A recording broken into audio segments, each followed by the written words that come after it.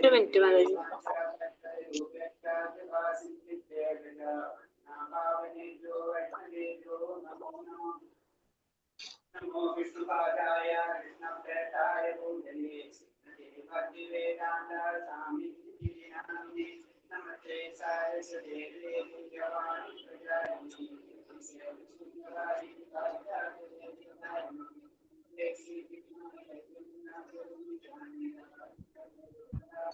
ഹരേ Krishna Mataji. Okay ആയിട്ടുണ്ട് കേട്ടോ. ഹരേ Krishna. Screen share ചെയ്തു. ഹരേ കൃഷ്ണ. ഹരേ കൃഷ്ണ.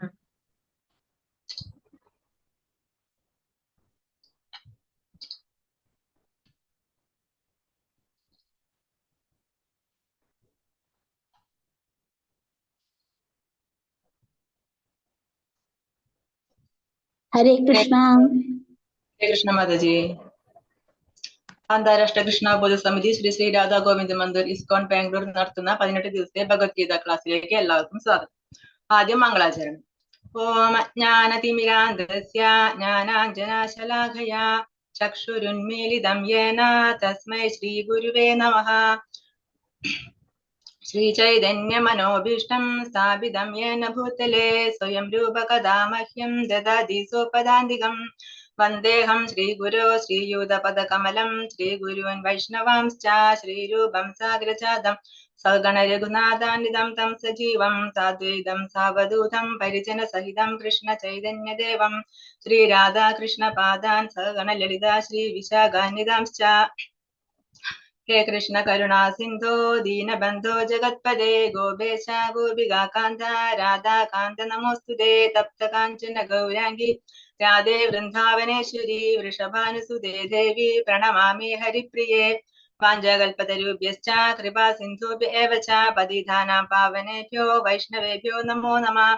നമോ വിഷ്ണുപാദായ കൃഷ്ണപ്രേഷ്ഠായ ഭൂതലേ ശ്രീമതേ ജയപതാക സ്വാമിൻ ഇതി നാമിനേ. നമാചാര്യപാദായ നിതായ കൃപപ്രദായിനേ ഗൗരകഥാദാമധായ നഗരഗ്രാമതാരിണേ. നമോ വിഷ്ണുപാദായ കൃഷ്ണപ്രേഷ്ഠായ ഭൂതലേ ശ്രീമതേ ഭക്തിവേദാന്ത സ്വാമിനിധി നാമിനേ. നമസ്തേ സാരസ്വതേ ദേവേ ഗൗരവാണി പ്രചാരിണേ നിർവിശേഷ ശൂന്യവാദി പാശ്ചാത്യദേശതാരിണേ. ജയ ശ്രീ കൃഷ്ണ ചൈതന്യ പ്രഭു നിത്യാനന്ദ ശ്രീ അദ്വൈത ഗദാധര ശ്രീവാസാജി ഗൗരഭക്തവൃന്ദ. ഹരേ കൃഷ്ണ കൃഷ്ണ കൃഷ്ണ ഹരേ ഹരേ ഹരേ രാമ രാമ രാമ ഹരേ ഹരേ. ഓം നമോ ഭഗവതേ വാസുദേവായ. ഓം നമോ ഭഗവതേ വാസുദേവായ. ഓം നമോ ഭഗവതേ വാസുദേവായ. ഹരേ കൃഷ്ണ. എല്ലാവർക്കും പ്രണാമം. നമ്മൾ ഇന്ന് തൊട്ട് 18 ദിവസത്തെ ഭഗവത്ഗീത ക്ലാസ് തുടങ്ങിയിരിക്കുകയാണ്. അപ്പൊ നമുക്കറിയാലേ ഭഗവത്ഗീതയിൽ എത്ര അധ്യായം ഉണ്ട്? മൊത്തം 18 അധ്യായം ഉണ്ട്. മൊത്തം 700 ശ്ലോകങ്ങളുണ്ട്. അപ്പൊ നമുക്ക് എല്ലാ ശ്ലോകങ്ങളും കൂടെ ഇപ്പൊ ഒരു ദിവസം ഒരു ചാപ്റ്റർ വെച്ചിട്ടാണ് നമ്മൾ പഠിക്കുന്നത്. അപ്പൊ ഈ 700 ശ്ലോകങ്ങളും കൂടെ കംപ്ലീറ്റ് ചെയ്യാനായിട്ട് നമുക്ക് സാധിക്കില്ല. അപ്പൊ അതിലെ പ്രധാനപ്പെട്ട കുറച്ച് ശ്ലോകങ്ങൾ മാത്രമാണ് നമ്മൾ കടന്നു പോകുന്നത്. എന്റെ പേര് സൗമ്യരൂപ രാധ ദേവിദാസി. അപ്പൊ ആദ്യം നമ്മള് ഇസ്കോണിനെ പറ്റി പഠിക്കണം. എന്താണ് ഇസ്കോൺ? ഇപ്പൊ കുറെ പേരൊക്കെ ഇന്നലത്തെ ഓറിയന്റേഷൻ ക്ലാസ്സിൽ അറ്റൻഡ് ചെയ്തിട്ടുണ്ടായിരിക്കാം, കുറച്ച് പേരൊന്നും അറ്റൻഡ് ചെയ്തിട്ടുണ്ടായിരിക്കില്ല. അപ്പൊ അവർക്ക് കൂടി വേണ്ടി നമുക്ക് നമ്മുടെ ഗുരു പരമ്പരയെ പറ്റിയിട്ടും അതുപോലെ ഭഗവത്ഗീത മഹാത്മ്യം ഇതൊക്കെ നമുക്ക് ഒന്നും കൂടെ പറയാം. അപ്പൊ ഇസ്കോൺ എന്ന് പറയുന്നത് international society for Krishna consciousness, അന്താരാഷ്ട്ര കൃഷ്ണബോധ സമിതി, അതിന്റെ ഷോർട്ട് ഫോം ആണ് ഇസ്കോൺ എന്ന് പറയുന്നത്. അപ്പം ആരാണ് ഇസ്കോൺ സ്ഥാപിച്ചത്? ദിവ്യ പൂജ്യ ശ്രീ ശ്രീമദ് AC ഭക്തിവേദാന്ത സ്വാമി പ്രഭുപാദർ, ശ്രീ പ്രഭുപാദരാണ് ഇസ്കോൺ സ്ഥാപിച്ചത്. അപ്പൊ ഇദ്ദേഹത്തെ പറ്റി പറയാന്നുണ്ടെങ്കിൽ അഭയചരൺ എന്നാണ് പ്രഭുപാദരുടെ യഥാർത്ഥ നാമം. അച്ഛനമ്മമാരെ ഇട്ടിട്ടുള്ള പേര് അഭയചരൺ എന്നാണ്. കൽക്കട്ടയിലാണ് അദ്ദേഹം ജനിച്ചത്. ഒരു ബ്രാഹ്മണ കുടുംബത്തിലാണ് അദ്ദേഹം ജനിച്ചത്. അപ്പം അച്ഛൻ തന്നെ ഒരു വൈഷ്ണവനായതുകൊണ്ട് വളരെ ചെറുപ്പം തൊട്ട് തന്നെ അദ്ദേഹത്തിന് ഭക്തി പ്രാക്ടീസ് ചെയ്യാനും അങ്ങനെ കാര്യങ്ങളും ചെറുപ്പം തൊട്ട് തന്നെ അദ്ദേഹത്തിന് ഇൻട്രസ്റ്റ്, ഭക്തിപരമായ കാര്യങ്ങൾ ചെയ്യുന്നതിനായിരുന്നു ഇൻട്രസ്റ്റ്. അപ്പൊ അച്ഛനും അമ്മയും വൈഷ്ണവരായതുകൊണ്ട് തന്നെ അദ്ദേഹത്തിന് ചെറുപ്പം തൊട്ട് തന്നെ അതൊക്കെ ഫോളോ ചെയ്ത് വരാനായിട്ട് സാധിച്ചു. അതുപോലെ വളരെ ചെറുപ്പത്തിൽ അദ്ദേഹത്തിന് 5 വയസ്സ് പ്രായമുള്ള സമയത്താണ് അദ്ദേഹം സ്വന്തമായിട്ട് രഥയാത്ര നടത്തി. ഫ്രണ്ട്സ്, അതുപോലെ വീടിനടുത്തുള്ളവര്, അങ്ങനെയുള്ളവരൊക്കെ വിളിച്ചിട്ട് അദ്ദേഹം സ്വന്തമായിട്ട് രഥയാത്ര നടത്തി. 1922 അദ്ദേഹം തന്റെ ഗുരുവായ ഭക്തി സിദ്ധാന്ത സരസ്വതി ഗോസ്വാമി മഹാരാജിനെ കണ്ടുമുട്ടി. 1932 അദ്ദേഹത്തിൽ നിന്ന് ദീക്ഷ സ്വീകരിച്ചു. അഭയ് ചരൺ അരവിന്ദ ദാസ് എന്നായിരുന്നു അദ്ദേഹത്തിന്റെ ദീക്ഷാനാമം. അങ്ങനെ അപ്പൊ ദീക്ഷ സ്വീകരിച്ച സമയത്ത് അദ്ദേഹത്തിന് ഗുരു കൊടുത്ത നിർദ്ദേശം എന്തായിരുന്നു? പാശ്ചാത്യ രാജ്യങ്ങളിൽ പോയിട്ട് ഇംഗ്ലീഷ് ഭാഷയിൽ ഭക്തി പ്രചരിപ്പിക്കണം, ഈ ചൈതന്യ മഹാപ്രഭുവിന്റെ ടീച്ചിങ്സ് പ്രചരിപ്പിക്കണം. അതായിരുന്നു അദ്ദേഹത്തിന് ഗുരു കൊടുത്ത നിർദ്ദേശം. അതനുസരിച്ചിട്ട് അദ്ദേഹം 1965 അന്ന് അദ്ദേഹത്തിന് വയസ്സ് 69 വയസ്സായിരുന്നു. അപ്പം 69ാമത്തെ വയസ്സില് അദ്ദേഹം ജലദൂത എന്നു പേരുള്ള ചരക്ക് കപ്പലിലാണ് അമേരിക്കയിൽ പോയിട്ട് കയ്യിൽ വെറും 40 രൂപ കൊണ്ടാണ് അദ്ദേഹം പോയത്. അങ്ങനെ അവിടെ ചെന്നിട്ട് അവിടെ ഉണ്ടായിരുന്ന അന്ന് അമേരിക്കയിലൊക്കെ ഉണ്ടായിരുന്നവര് ഈ ഹിപ്പികള്, അതായത് മുടിയൊക്കെ നീട്ടി വളർത്തി മയക്കുമരുന്ന് യൂസ് ചെയ്ത് കഞ്ചാവൊക്കെ വലിച്ച് അങ്ങനെ നടന്നിരുന്ന ഒരു കൂട്ടം, വളരെ വഴിതെറ്റി നടന്നിരുന്ന ഒരു കൂട്ടം ജനതയാണ് അദ്ദേഹം പഠിപ്പിച്ച് ഹരിനാമം പറഞ്ഞു കൊടുത്ത് ഭാഗവതം, ഭഗവത്ഗീത തുടങ്ങിയ ഗ്രന്ഥങ്ങളൊക്കെ പഠിപ്പിച്ചു കൊടുത്ത് അങ്ങനെ അവരെ അദ്ദേഹം വലിയ ഭക്തരാക്കി മാറ്റി. ഈ യാത്രയില് പോകുന്ന വഴിക്ക് അദ്ദേഹത്തിന് 2 വട്ടം ഹാർട്ട് അറ്റാക്ക് ഉണ്ടായി. അങ്ങനെ ഒരുപാട് ബുദ്ധിമുട്ടുകളൊക്കെ സഹിച്ചിട്ടാണ് അദ്ദേഹം ഈ ഒരു പ്രസ്ഥാനം 1966 അദ്ദേഹം ഈ ഒരു പ്രസ്ഥാനം ഇസ്കോൺ എന്ന് പറയുന്ന ഈ ഒരു പ്രസ്ഥാനം രൂപീകരിച്ചത്. 1977 അദ്ദേഹം ഭൗതിക ശരീരം ഉപേക്ഷിക്കുന്നത്. ആ ചുരുങ്ങിയ കാലയളവ്, ആ 12 വർഷത്തിനുള്ളിൽ അദ്ദേഹം 14 തവണ ലോകം ചുറ്റി, അതുപോലെ 108 ഹരേകൃഷ്ണ ക്ഷേത്രങ്ങൾ സ്ഥാപിച്ചു. അങ്ങനെ നമുക്ക് എങ്ങനെ ഭക്തി ചെയ്യണം, എങ്ങനെ നമ്മൾ ഭഗവാന് സേവനം ചെയ്യണമെന്ന് നമ്മളെ പഠിപ്പിക്കാനായിട്ട് അദ്ദേഹം ആധികാരികമായ അനേകം ഗ്രന്ഥങ്ങൾ അദ്ദേഹം രചിച്ചിട്ടുണ്ട്. ഭഗവത്ഗീത, ഭാഗവതം, ചൈതന്യ ചരിതാമൃതം തുടങ്ങിയ അനേകം ഗ്രന്ഥങ്ങൾ അദ്ദേഹം രചിച്ചിട്ടുണ്ട്. ഇത് അദ്ദേഹം നമ്മൾ പറഞ്ഞു അല്ലെ, ജലദൂത കപ്പലിൽ അദ്ദേഹം അമേരിക്കയിലേക്ക് പോയത് പറഞ്ഞു. അപ്പൊ ആ സമയത്ത് കൊച്ചിയിലെ കുറച്ച് ഹോൾട്ട് ഉണ്ടായിരുന്നു കപ്പലിന് കുറച്ചു നേരം. അപ്പൊ ആ സമയത്ത് അതിന്റെ ഓർമ്മയ്ക്ക് വേണ്ടിയിട്ട് അവിടെ സ്ഥാപിച്ചിട്ടുള്ള ഒരു ശിലാഫലകമാണ് ഈ കാണുന്നത്. ഇത് ഇസ്കോണിന്റെ ധാരാളം ക്ഷേത്രങ്ങൾ ഉണ്ടെന്ന് പറഞ്ഞു ലോകമെമ്പാടും. അതില് ഇസ്കോൺ മാംഗ്ലൂരിലുള്ള ശ്രീ ശ്രീ രാധാ ഗോവിന്ദ് മന്ദിർ, ഇസ്കോൺ മാംഗ്ലൂരിലെ ഡീറ്റെയിൽസ് ആണ് നമ്മൾ ഈ കാണുന്നത്. ഇദ്ദേഹമാണ് ഈ താഴെ കാണുന്നതാണ് രാധാ ഗോവിന്ദ് ടെമ്പിൾ, ഇസ്കോൺ മാംഗ്ലൂരിലെ ടെമ്പിൾ പ്രസിഡന്റ് ശ്രീ നാമനിഷ്ഠ പ്രഭുജി. ഈ സെന്ററിൽ കാണുന്നത് അദ്ദേഹത്തിന്റെ ദീക്ഷാഗുരു, അതുപോലെ ഞങ്ങളുടെ നമുക്ക് ദീക്ഷാഗുരുവായിട്ടുള്ള ഇസ്കോളിലെ ജയപതാക സ്വാമി ഗുരു മഹാരാജ്. ഏറ്റവും ടോപ്പിൽ കാണുന്നത് ഇസ്കോൺ സ്ഥാപകാചാര്യൻ ശ്രീല പ്രഭുപാദൻ. അപ്പൊ നമ്മൾ പഠിക്കുന്ന ബുക്കിന്റെ പേരെന്താണ്? ഭഗവത്ഗീത യഥാരൂപം. അപ്പൊ എന്തുകൊണ്ടാണ് ഭഗവത്ഗീത യഥാരൂപം? നമ്മൾ ഒരുപാട് ബുക്കുകൾ കേട്ടിട്ടുണ്ടാവും ഭഗവത്ഗീത എന്നുള്ള പേരിൽ. പക്ഷെ എന്തുകൊണ്ടാണ് ഈ ഭഗവത്ഗീത യഥാരൂപം എന്ന് പറയുന്ന ബുക്കിന് എന്താണ് ഇത്ര ഇമ്പോർട്ടൻസ് എന്ന് പറയുകയാണെങ്കിൽ, ഇപ്പൊ ഭഗവാനെ പറ്റിയിട്ട് ആർക്കാണ് നമ്മളെ പറ്റിയ കറക്റ്റ് ആർക്ക് സാധിക്കും? നമ്മളെ നന്നായിട്ട് മനസ്സിലാക്കിയിട്ടുള്ള ഒരാൾക്ക് മാത്രമേ നമ്മളെ പറ്റി പറയാനായിട്ട് കറക്റ്റ് ആയിട്ട് പറയാൻ സാധിക്കുള്ളൂ. അതുപോലെ ഭഗവാനെ പറ്റി പറയണമെന്നുണ്ടെങ്കിൽ ഭഗവാനെ നന്നായിട്ട് അറിയുന്നവര്, ഭഗവാന്റെ ഭക്തർക്ക് മാത്രമേ നന്നായിട്ട് ഭഗവാനെ പറ്റി നമുക്ക് പറഞ്ഞു തരാനായിട്ട് സാധിക്കുള്ളൂ. അപ്പൊ നമ്മുടെ ഇസ്കോൺ എന്ന് പറയുന്നത് ബ്രഹ്മ മധ്വ ഗൗഡീയ സമ്പ്രദായം എന്ന് പറയുന്ന ആ ഗുരുപരമ്പര വഴി വന്നിട്ടുള്ളതാണ്. 4 ഗുരുപരമ്പരയാണ് നമുക്കുള്ളത്. ബ്രഹ്മ സമ്പ്രദായം, ശ്രീ സമ്പ്രദായം, രുദ്ര സമ്പ്രദായം, കുമാര സമ്പ്രദായം. ഇങ്ങനെ 4 ഗുരുപരമ്പരയാണ് നമുക്ക് വന്നിട്ടുള്ളത്. അതായത് ഭഗവാൻ ശ്രീകൃഷ്ണൻ ജ്ഞാനം ഉപദേശിച്ചത് ആദ്യം ബ്രഹ്മാവിന് ഉപദേശിച്ചു കൊടുത്തു, പിന്നെ ലക്ഷ്മി ദേവിക്ക് ഉപദേശിച്ചു കൊടുത്തു, മഹാദേവന് ഉപദേശിച്ചു കൊടുത്തു, പിന്നെ സനൽകുമാരന്മാർക്ക്, അങ്ങനെ 4 പേർക്ക് ഭഗവാൻ ജ്ഞാനം ഉപദേശിച്ചു. അങ്ങനെ അവര് വഴി വന്നിട്ടുള്ള ആ ഗുരുപരമ്പരേനെയാണ്, ഇപ്പൊ ബ്രഹ്മാവ് വഴി വന്നിട്ടുള്ള ഗുരുപരമ്പരയാണ് ബ്രഹ്മ സമ്പ്രദായം. ഭഗവാൻ ലക്ഷ്മി ദേവിക്ക് ഉപദേശിച്ചു കൊടുത്തു, ലക്ഷ്മി ദേവി വഴി വന്നിട്ടുള്ളതാണ് ശ്രീ സമ്പ്രദായം. പിന്നെ ഭഗവാൻ മഹാദേവന് ഉപദേശിച്ചു കൊടുത്തു, അങ്ങനെ മഹാദേവൻ വഴി വന്നിട്ടുള്ളതാണ് രുദ്ര സമ്പ്രദായം. പിന്നെ ഭഗവാൻ ആർക്ക് ഉപദേശിച്ചു കൊടുത്തു?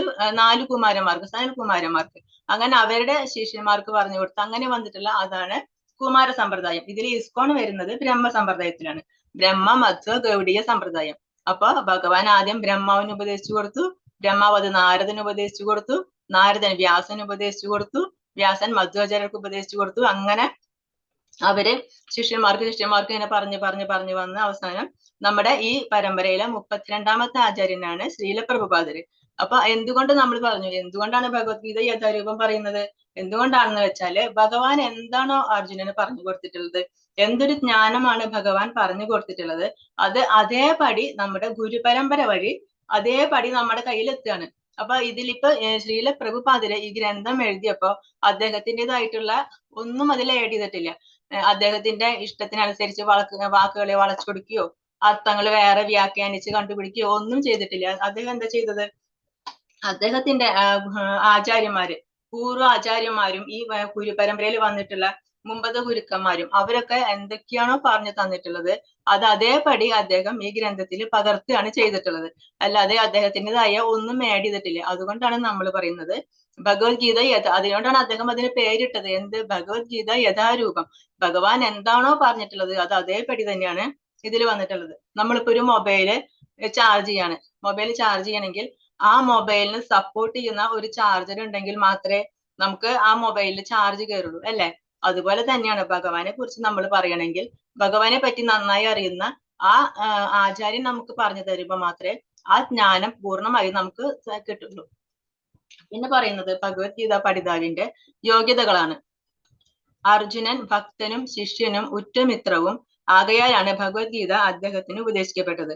അതുകൊണ്ട് അർജുനന് സമാനമായ ഗുണങ്ങളുള്ള ഒരാൾക്കാണ് ഭഗവത്ഗീത നന്നായി ഗ്രഹിക്കാൻ കഴിയുക. അപ്പൊ എന്തൊക്കെയാണ് യോഗ്യത പറയുന്നത്? അർജുനനാണ് ഭഗവാൻ ഭഗവത്ഗീത ഉപദേശിച്ചു കൊടുത്തത്. അപ്പൊ അർജുനന്റെ യോഗ്യതകൾ എന്തൊക്കെയായിരുന്നു? അർജുനൻ ഭഗവാന്റെ ഭക്തനാണ്, ഭഗവാന്റെ ശിഷ്യനാണ്, ഭഗവാന്റെ ഉറ്റമിത്രവുമാണ്. ഒരു ഭക്തന് മാത്രമേ ഭഗവാൻ പറയുന്നത് വിശ്വസിക്കാനും ഭഗവാനെ ഉൾക്കൊള്ളാനും സാധിക്കുകയുള്ളൂ. അപ്പൊ അതുകൊണ്ടാണ് ഭഗവാൻ പറയുന്നത് എന്ത്? ഭഗവാന് ഇത് പഠിക്കാനുള്ള യോഗ്യത എന്താണ്? ഒരു ഭക്തനായിരിക്കണം, പിന്നെ ശിഷ്യനായിരിക്കണം. അതായത് ഭഗവാനെ ഗുരുവായിട്ട് സ്വീകരിക്കണം. നമുക്ക് ആരാണോ ഭഗവത്ഗീത പറഞ്ഞു തരുന്നത് ആ ഭഗവാന്റെ നാവിൽ നിന്ന് വന്നിട്ടുള്ളതാണ്, അല്ലെ ഭഗവത്ഗീത. അപ്പൊ ആ ഭഗവാനെ നമ്മൾ ഗുരുവായിട്ട് സ്വീകരിച്ചിട്ട് വേണം ഈ ജ്ഞാനം നമ്മൾ ഉൾക്കൊള്ളാനായിട്ട്. അതുപോലെ നമ്മുടെ ഭഗവാനെ നമ്മളെ ഉറ്റമിത്രമായിട്ട് കാണണം. അപ്പൊ അർജുനന് ഭഗവാൻ ഉപദേശിക്കാനുണ്ടായ യോഗ്യതയാണ് പറയുന്നത്. ഭഗവാന്റെ ഭക്തനാണ്, ശിഷ്യനാണ്, ഉറ്റമിത്രവുമാണ്. അതുകൊണ്ടാണ് ഭഗവത്ഗീത അദ്ദേഹത്തിന് ഉപദേശിച്ചത്. ഭഗവത്ഗീത ഗീതോപദേശകന്റെ ആജ്ഞാനുസരണം സ്വീകരിക്കപ്പെടേണ്ടതാണ്.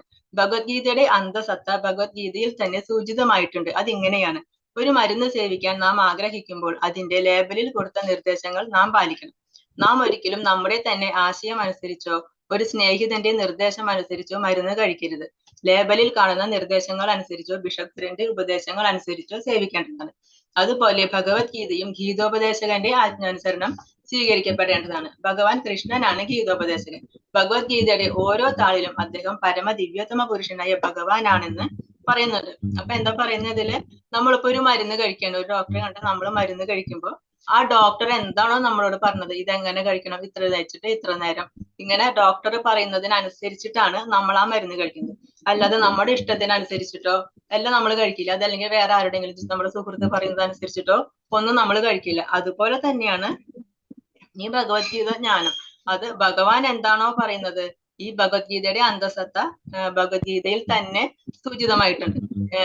ഭഗവാൻ എന്താണോ നമ്മളോട് പറയുന്നത് അതനുസരിച്ചിട്ട് ആ ഗുരു പറയുന്ന നിർദ്ദേശങ്ങൾ അനുസരിച്ചിട്ട് നമ്മൾ അതിനെ സ്വീകരിക്കണം. അല്ലാതെ നമ്മൾ അത് വായിച്ചിട്ട് ഭഗവത്ഗീത വായിച്ചിട്ട് ഇതിങ്ങനെയാണ് എന്ന് പറഞ്ഞ് നമ്മൾ അതിനെ ഒരു കണ്ടെത്താൻ പാടില്ല. അത് ഭഗവാൻ പറഞ്ഞ ആശയം എന്താണെന്ന് നമുക്കത് മനസ്സിലാവണമെന്നുണ്ടെങ്കിൽ എന്ത് വേണം? നമുക്കത് ഭഗവാനെ നന്നായി അറിയുന്ന ഒരു ഭക്തനിൽ നിന്ന് തന്നെ നമുക്ക് ഭഗവത്ഗീത സ്വീകരിക്കണം.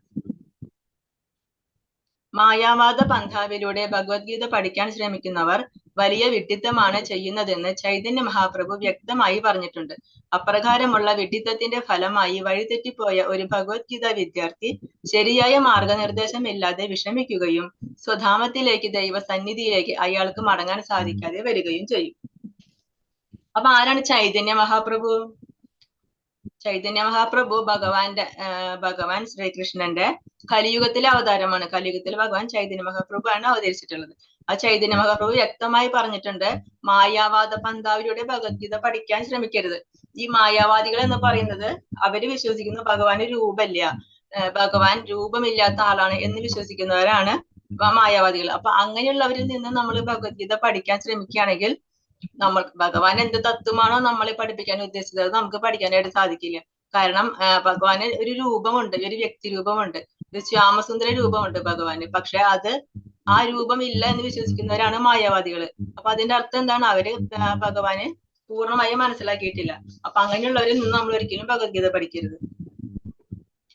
പിന്നെ നമ്മളിപ്പോ ഒരു ടോയ് അല്ലെങ്കിൽ ഒരു വാഷിംഗ് മെഷീനോ ഫ്രിഡ്ജോ ഒക്കെ വാങ്ങുമ്പോൾ നമുക്ക് അതിന്റെ കൂടെ ഒരു മാനുവൽ കിട്ടും. അതെങ്ങനെ പ്രവർത്തിക്കണം എന്ന് പറയുന്ന ഒരു മാനുവൽ. അതേപോലെ നമ്മുടെ മനുഷ്യ ജീവിതത്തിന്റെ മാനുവലാണ് ശ്രീമദ് ഭഗവത്ഗീത. ഈ മനുഷ്യ ജീവിതം നമ്മൾ എങ്ങനെ പ്രവർത്തിക്കണം, നമ്മൾ എന്തൊക്കെ ചെയ്യണം, നമ്മൾ എന്തൊക്കെ ചെയ്യാൻ പാടില്ല, അതെല്ലാം ഈ ഭഗവത്ഗീത യഥാരൂപത്തിൽ വ്യക്തമായി പറഞ്ഞിട്ടുണ്ട്. പിന്നെ ഭഗവത്ഗീതയിലെ 18 അധ്യായങ്ങളുണ്ട്. 18 അധ്യായത്തിലും കൂടി മൊത്തം 700 ശ്ലോകങ്ങളാണ് ഉള്ളത്. ഈ 700 ശ്ലോകങ്ങളിൽ നമുക്ക് ഈ 18 അധ്യായങ്ങളെ 3ആയിട്ട് തിരിച്ചിട്ടുണ്ട്. ആദ്യത്തെ 6 അധ്യായങ്ങൾ പറയുന്നത് കർമ്മയോഗത്തെ പറ്റിയിട്ടാണ്. പിന്നെ സെന്ററിലുള്ള 6 അധ്യായങ്ങൾ പറയുന്നത് ഭക്തിയോഗത്തെ പറ്റിയിട്ടാണ്. അവസാനത്തെ 6 അധ്യായങ്ങൾ പറയുന്നത് ജ്ഞാനയോഗം. ഇവിടെ ഒരു സൂര്യന്റെ ലൈറ്റും കാണാം, ഒരു ടോർച്ചിന്റെ പ്രകാശം കാണാം. ഈ രണ്ട് പ്രകാശം തമ്മിലുള്ള ഡിഫറൻസ് എന്താണ്? സൂര്യപ്രകാശം എന്ന് പറയുമ്പോൾ ഒറ്റ സൂര്യനാണ് നമുക്ക് ഈ ലോകം മുഴുവൻ പ്രകാശം തരുന്നത്. എന്നാൽ ടോർച്ചിന്റെ ലൈറ്റ് എന്ന് പറയുമ്പോൾ നമ്മൾ എവിടെയാണോ ടോർച്ച് അടിക്കുന്നത് ആ ഒരു കുറച്ച് സ്ഥലത്ത് മാത്രമേ അതിന്റെ പ്രകാശം കിട്ടുള്ളൂ. അതേപോലെ നമ്മള് ഭഗവത്ഗീത എന്ന് പറയുന്നത് നമ്മുടെ ലൈഫ് മൊത്തം പ്രകാശമാക്കും. നമ്മൾ ഭഗവത്ഗീത പഠിക്കുകയാണ്, ആ പഠിച്ചിട്ട് നമ്മൾ അതുപോലെ തന്നെ ലൈഫിൽ അപ്ലൈ ചെയ്ത് നമ്മൾ അതിനനുസരിച്ച് ജീവിക്കുകയാണെങ്കിൽ നമ്മുടെ ജീവിതം മൊത്തം പ്രകാശമാനമാകും. ഭഗവത്ഗീതയിൽ ചർച്ച ചെയ്യുന്ന 5 വിഷയങ്ങളാണ് ഈശ്വരൻ, ജീവാത്മാവ്, ഭൗതിക പ്രകൃതി, കാലം, കർമ്മം. ഈശ്വരൻ എന്ന് പറയുന്നത് ഭഗവാൻ ശ്രീകൃഷ്ണൻ. ജീവാത്മാവ് നമ്മൾ ഓരോരുത്തരും ഓരോ ജീവാത്മാക്കളാണ്. പിന്നെ ഭൗതിക പ്രകൃതി നമ്മളിപ്പോ നിലനിന്ന് പോകുന്ന ഈ ഭൗതിക പ്രകൃതി, കാലം, പിന്നെ കർമ്മം നമ്മൾ ചെയ്യുന്ന കർമ്മങ്ങൾ.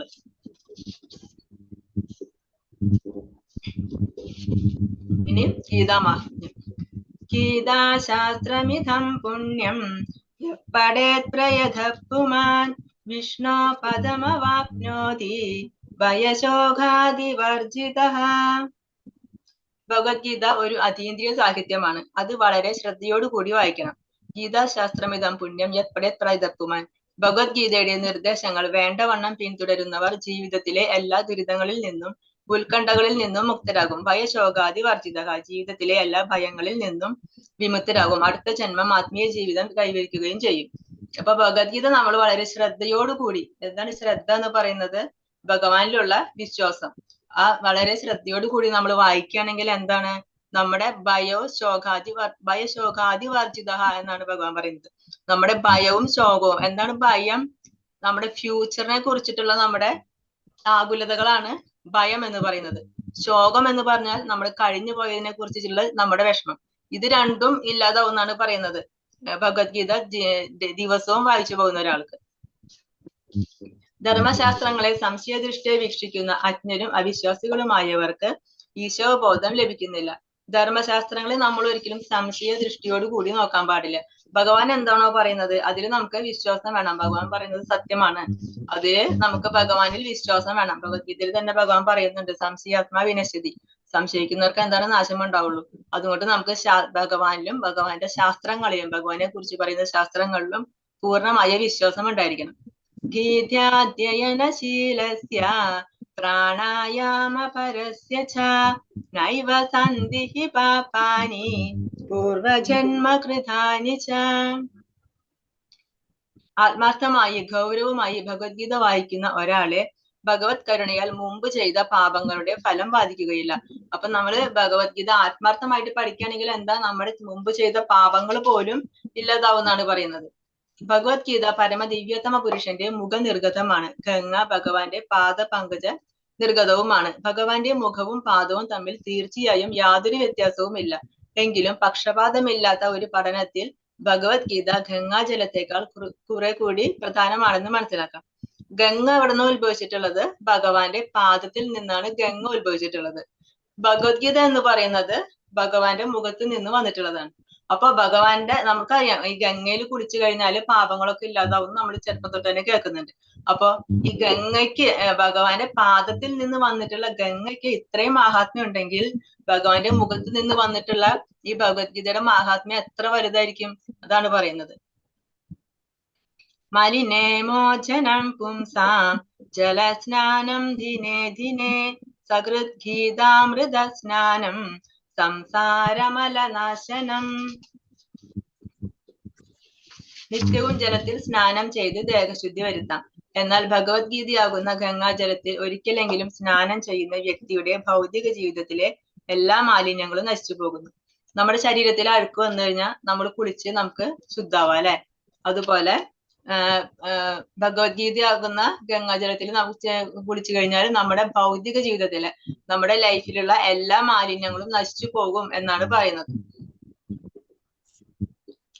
ഗീതാ സുഗീതാ കർത്തവ്യ കിമന്യൈ ശാസ്ത്ര വിസ്തരേ യപ് സ്വയം പത്മനാഭസ്യ മുഖപത്മാത് വിനിസൃത.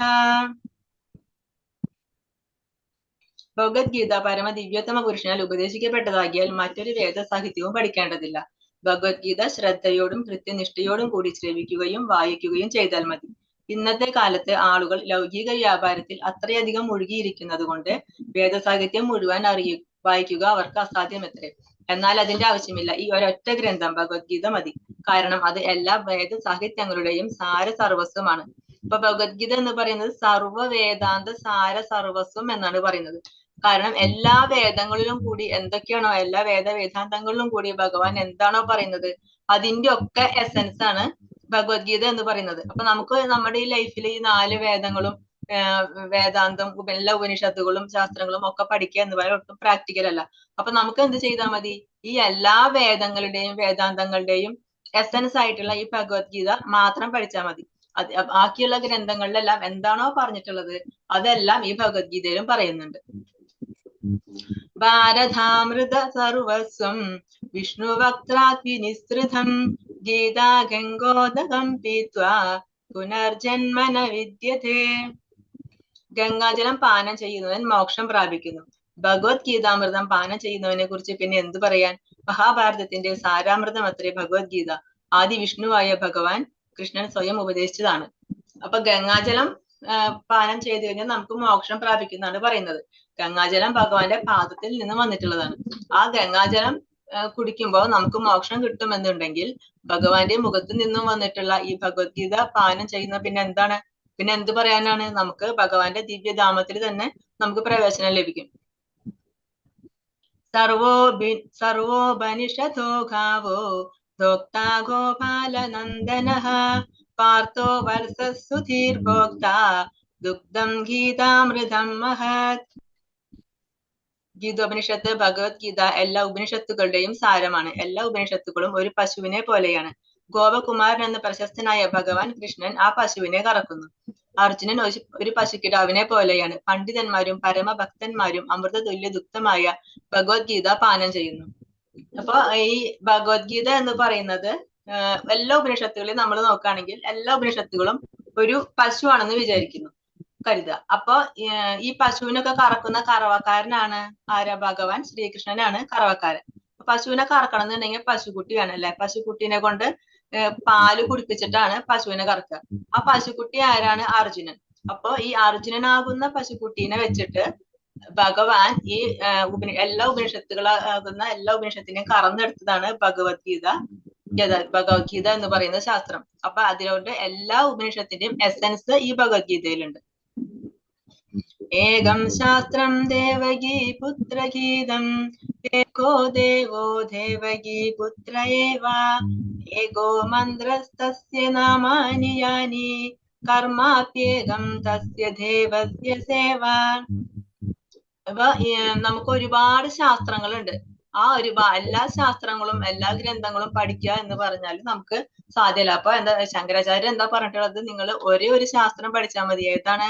ദേവകി പുത്രഗീതം. ദേവകി പുത്രനാൽ ഗാനം ചെയ്യപ്പെട്ട ഭഗവത്ഗീത മാത്രം പഠിച്ചാൽ മതി. പിന്നെ ഒരു ദേവൻ, അതാരാണ്? ദേവകി പുത്രൻ. ആ ദേവകി പുത്രൻ തന്നെ. ഇനി ഒരു മന്ത്രം, അതെന്താണ് മന്ത്രം?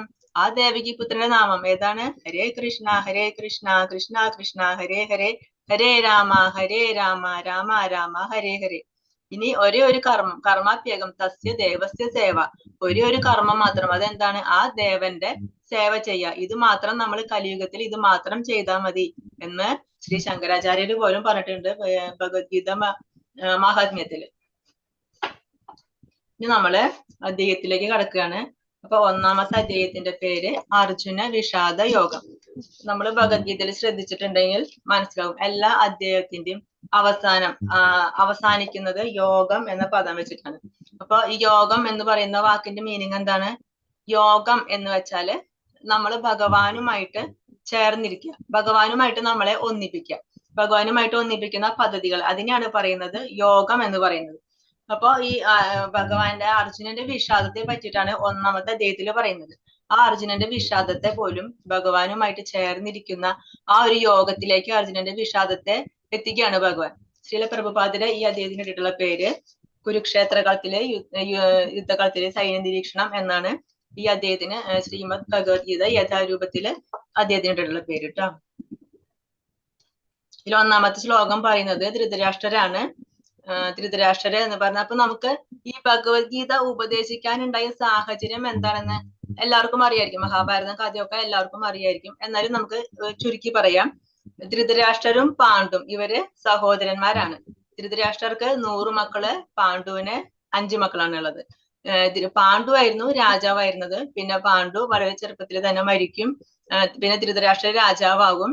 അപ്പൊ ഈ ധൃതരാഷ്ട്രയുടെ 100 മക്കൾക്കും അതുപോലെ പാണ്ഡുവിന്റെ 5 മക്കൾക്കും ആ രാജ്യം അവകാശപ്പെട്ടതാണ് ഒരേപോലെ. പക്ഷെ ധൃതരാഷ്ട്രർ എന്ത് ചെയ്യും?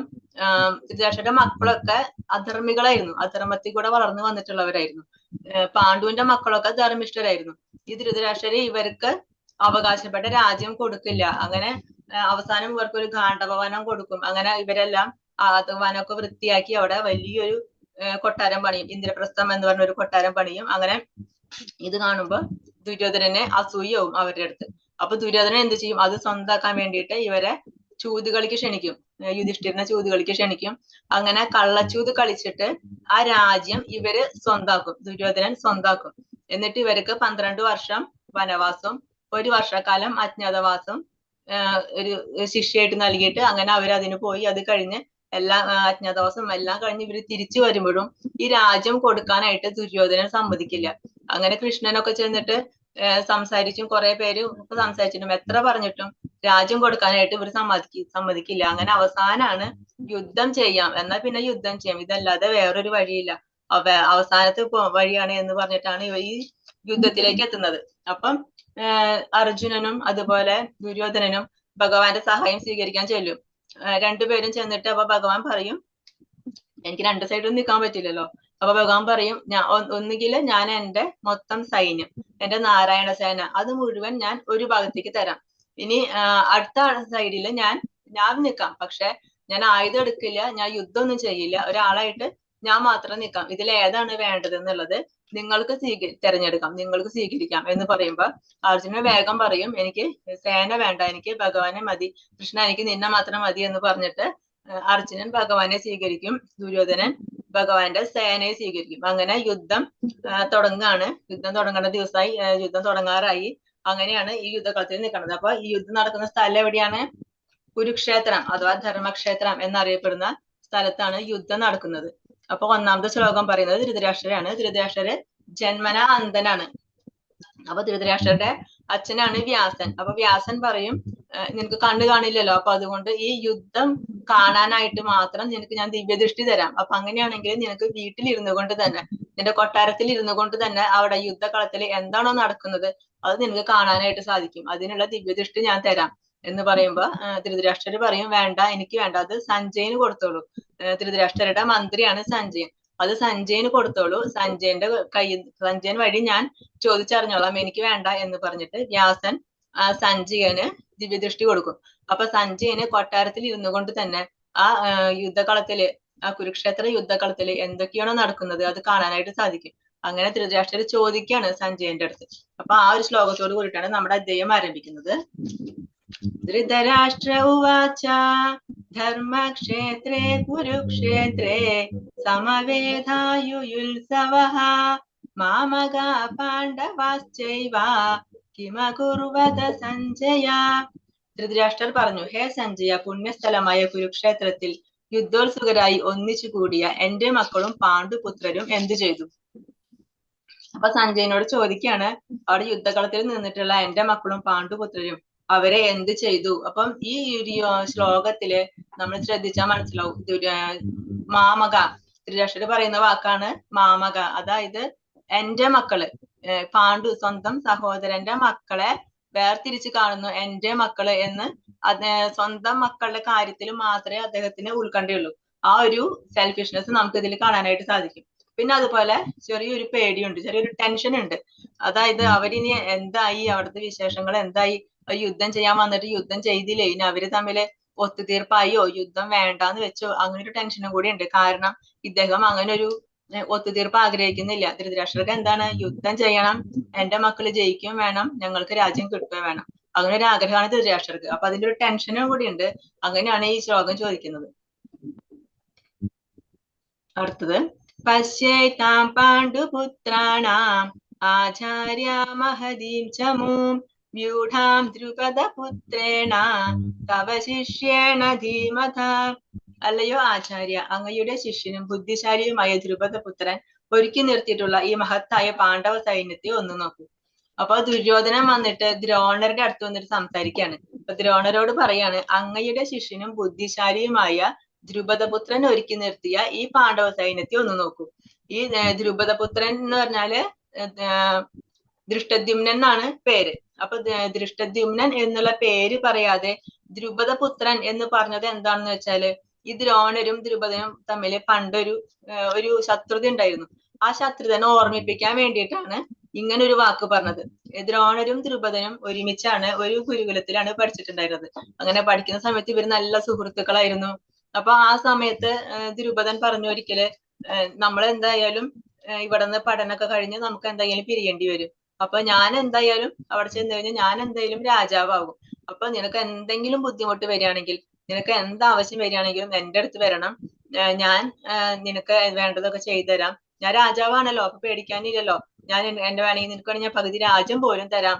അങ്ങനെ ഒരു വാക്ക് പറഞ്ഞിട്ടുണ്ടായിരുന്നു. അപ്പൊ പക്ഷെ ഈ ദ്രോണര് അതൊന്നും ചെയ്തില്ല. ഇവര് തമ്മില് പിരിഞ്ഞു പോയി. പിന്നെ ഇവര് വേറെ രണ്ട് ജീവിതമായി. പക്ഷെ ദ്രോണര് ഭയങ്കര ദാരിദ്ര്യത്തിലായിരുന്നു. പക്ഷെ ഒരിക്കൽ പോലും ദ്രുപദന്റെ അടുത്ത് ചെന്നില്ല അദ്ദേഹം.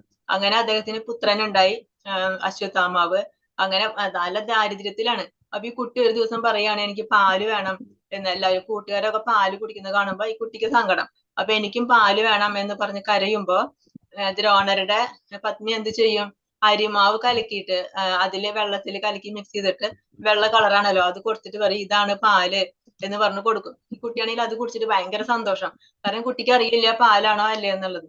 അങ്ങനെ ഭയങ്കര സന്തോഷമൊക്കെ ആകുമ്പോ കൂട്ടുകാരെ കളിയാക്കും, അയ്യേ ഇതാണോ പാല്, നിന്റെ അമ്മ നിന്നെ പറ്റിക്കാണ്, ഇതാണോ നിനക്ക് തരണ എത്ര നാളും എന്നൊക്കെ പറഞ്ഞിട്ട് കളിയാക്കും, പരിഹസിക്കും. അപ്പൊ കുട്ടിക്ക് ഭയങ്കര വിഷമായി, സങ്കടം പറയും. അപ്പൊ ഭാര്യ പറയാണ് ദ്രോണരുടെ അടുത്ത്, നിങ്ങളൊന്ന് പോയി, നിങ്ങളുടെ സുഹൃത്തല്ലേ, നിങ്ങളൊന്ന് പോയി സംസാരിക്കൂ അവിടെ ചെന്നിട്ട്. അപ്പൊ നമുക്ക് വേണ്ടതൊക്കെ ചോദിച്ച് അദ്ദേഹം നമ്മളെ സഹായിക്കാതിരിക്കില്ല എന്നൊക്കെ പറഞ്ഞിട്ട് ഭാര്യയുടെ വാക്ക് കേട്ട് ഒരിക്കലും ദ്രോണര് അവിടെ ചെല്ലും. പക്ഷെ അവിടെ ചെല്ലുമ്പോ എന്താ സംഭവിക്കുക, ഈ ദ്രുപദൻ കണ്ട പരിചയം പോലും നടിക്കില്ല എന്ന് മാത്രല്ല, ഒരുപാട് അപമാനിക്കും. ഒരുപോലെ, അതായത് സമമായിട്ടുള്ളവർ തമ്മിലാണ് സൗഹൃദം വേണ്ടത്.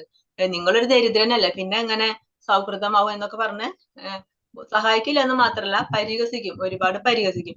അത് ദ്രോണർക്ക് ഭയങ്കര വിഷമാവും. അങ്ങനെ ദ്രോണര് തിരിച്ചു വന്നു. പിന്നെ ദ്രോണര് പാണ്ഡവരെയും കൗരവരെയൊക്കെ പഠിപ്പിച്ചു, അവരുടെ ഗുരുവായി. അപ്പൊ അവർക്ക് ഗുരുദക്ഷിണ ചോദിക്കുമ്പോ ദ്രോണര് പറയുന്നത്, ദ്രുപദനെ തോൽപ്പിച്ചിട്ട് പിടിച്ചു കെട്ടി എന്റെ മുമ്പിൽ കൊണ്ടുവരണം, ഇതാണ്.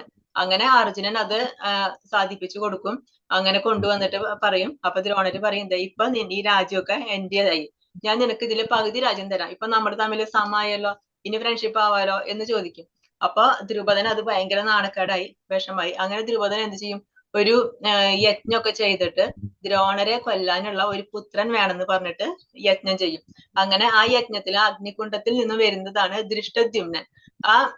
അപ്പൊ ദ്രോണർക്ക് അറിയാം ഈ കുട്ടി എന്നെ കൊല്ലാനായിട്ട് ജനിച്ചതാണ് എന്നൊക്കെ അറിയാം. പക്ഷെ എന്നാലും ഈ ദ്രുപദൻ ഈ കുട്ടിക്ക് അസ്ത്ര വിദ്യകളൊക്കെ പഠിപ്പിക്കാൻ വിടുന്നത് ആരുടെ അടുത്താ, ഈ ദ്രോണരുടെ അടുത്ത് തന്നെ. അപ്പൊ ഈ ദ്രോണര് ഇതൊന്നും മനസ്സിൽ വെച്ചില്ല, എന്നെ കൊല്ലാൻ പോകുന്ന പുത്രനാണ് എന്ന് അറിഞ്ഞിട്ടും അദ്ദേഹത്തിന് അറിയാവുന്ന എല്ലാ വിദ്യകളും അദ്ദേഹം പഠിപ്പിച്ചു കൊടുക്കും. അപ്പൊ അതിന് ഒരു കളിയാക്കലും കൂടിയിട്ടാണ് ഇതില് ദുര്യോധനൻ പറയുന്നത്, ബുദ്ധിശാലിയുമായ ദ്രുപദപുത്രൻ എന്ന് പറയുന്നത്. അന്ന് അങ്ങ് ചെയ്തത് ഒരു വലിയ വിഡ്ഢിത്തമായി പോയി. അങ്ങ് എന്താ ചെയ്തത്, ഇപ്പൊ അങ്ങ് അവനെ പഠിപ്പിച്ചു, എല്ലാ വിദ്യകളും പഠിപ്പിച്ചു.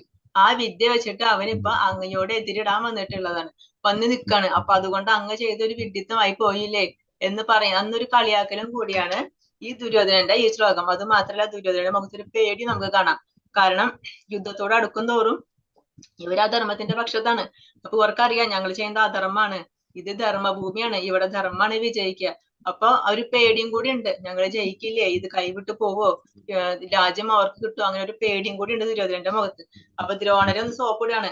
അങ്ങ് ആ ദുർബധന്റെ കാര്യം പറഞ്ഞിട്ട് ആ ശത്രുത ഓർമ്മിപ്പിച്ചിട്ട് അങ്ങ് അവരോട് സ്നേഹമൊന്നും കാണിക്കരുത്, അവരോട് യുദ്ധം ചെയ്യണം എന്നൊക്കെ പറഞ്ഞിട്ട് ആ പേടിയാണ് ദുര്യോധനന്റെ മുഖത്ത് നമുക്ക് ഇതിൽ കാണുന്നത്. പാഞ്ചജന്യം ഋഷികേശോ ദേവദത്തം ധനഞ്ജയഃ പൗണ്ഡ്രം ദദ്മൗ മഹാശങ്കം ഭീമകർമാ വൃഗോദരഃ. ശ്രീകൃഷ്ണ ഭഗവാൻ പാഞ്ചജന്യം എന്ന ശംഖം ഊതി. അർജുനൻ ദേവദത്തവും ദുഷ്കര കർമ്മങ്ങളിൽ മുൻനിൽക്കുന്നവനും ഭോജനപ്രിയനുമായ ഭീമൻ പൗണ്ഡ്രം എന്ന ശംഖവും മുഴക്കി. അപ്പൊ ഭഗവാൻ ഊതിയ ശംഖിന്റെ പേരാണ് പാഞ്ചജന്യം. അതുപോലെ അർജുനൻ ദേവദത്തം, ഭീമന്റെ ശംഖിന്റെ പേരാണ് പൗണ്ഡ്രം. അനന്ത വിജയം രാജാ കുന്തിപുത്രോ യുധിഷ്ഠിരഃ നകുല സഹദേവശ്ച സുഘോഷമണിപുഷ്പകൗ കാശ്യശ്ച പരമേശ്വാസ ശിഖണ്ഡി ച മഹാരഥഃ ദൃഷ്ടദ്യുമ്നോ വിരാടശ്ച സാത്യകിശ്ച പരാജിതഃ ദ്രുപദോ ദ്രൗപദേയാശ്ച സർവശ പൃഥിവീപതേ സൗഭദ്രശ്ച മഹാബാഹു ശംഖാൻ ദദ്മോ പൃഥക് പൃഥക്.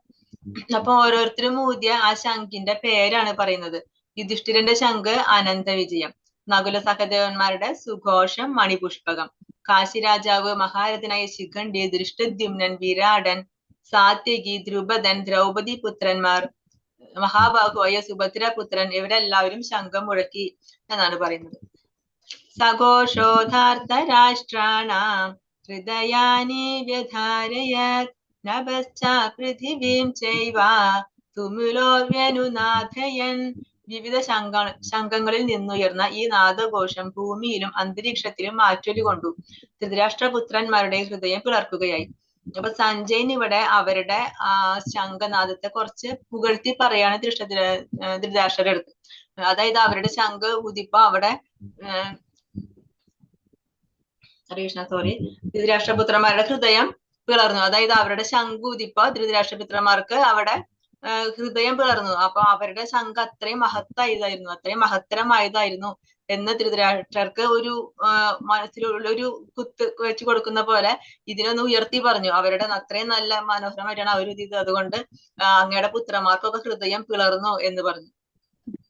അർജുന ഉവാച സേനയോരുഭയോർമധ്യേ രഥം സ്ഥാപയമേച്യുത യാവദേധാൻ നിരീക്ഷേഹം യോദ്ധുകാമാനവസ്ഥിതാൻ കൈർമയാ സഹ യോദ്ധവ്യം അസ്മിൻ രണസമുദ്യമേ. അങ്ങനെ ശംഖൊക്കെ ഊതി യുദ്ധം തുടങ്ങാനുള്ള എല്ലാ കാര്യങ്ങളും ആയി. അപ്പൊ അർജുനൻ പറഞ്ഞു. അപ്പൊ അർജുനന് അറിയണം രണ്ട് പക്ഷത്തിലും ആരൊക്കെ ഉണ്ട്. കാരണം ഇവര് കുറെ കാലമായിട്ട് നാട്ടിൽ ഉണ്ടായിരുന്നില്ല, കുറെ കാലമായിട്ട് വനത്തിലൊക്കെ ആയിരുന്നു, അജ്ഞാതവാസമൊക്കെ വനവാസക്കാരൊക്കെ ആയിരുന്നു. അപ്പൊ അറിയണം ആരൊക്കെ ഞങ്ങളുടെ പക്ഷത്ത് നിൽക്കുന്നുണ്ട് യുദ്ധം ചെയ്യാനായിട്ട്, ആരൊക്കെ ശത്രുപക്ഷത്ത് നിൽക്കുന്നുണ്ട് യുദ്ധം ചെയ്യാനായിട്ട്. ഇതൊക്കെ അറിയാൻ വേണ്ടിയിട്ട് ഭഗവാന്റെ അടുത്ത് പറയാണ് അർജുനൻ, അങ്ങ് രണ്ട് സൈന്യങ്ങളുടെ നടുക്ക് കൊണ്ടുപോയിട്ട് രഥം നിർത്തണം. അപ്പൊ എനിക്ക് കാണാൻ വേണ്ടിയിട്ടാണ് രണ്ട് സൈന്യത്തിലും ആരൊക്കെ വന്നിട്ടുണ്ടെന്ന് അറിയാനായിട്ട്, അതൊന്നറിയാൻ വേണ്ടി മധ്യത്തിൽ കൊണ്ട് രഥം നിർത്തണം എന്ന് പറയാണ് ഭഗവാന്റെ അടുത്ത്. അച്യുത, ഇരു സൈന്യങ്ങൾക്കും മധ്യത്തിലായി എന്റെ തേർ കൊണ്ട് നിർത്തുക. ആരൊക്കെയാണ് യുദ്ധകാംക്ഷികളായി ഇവിടെ വന്നിട്ടുള്ളത് എന്ന് ഞാനൊന്ന് കാണട്ടെ. വേപദുശ്ച ശരീരേ മേ രോമഹർഷശ്ച ജായതേ ഖാണ്ഡീവം സ്രംസതേ ഹസ്താത് ത്വക്ചൈവാ പരിദഹ്യതേ. എന്റെ ശരീരം വിറയ്ക്കുകയും രോമാഞ്ചം ഉണ്ടാവുകയും ചെയ്യുന്നു.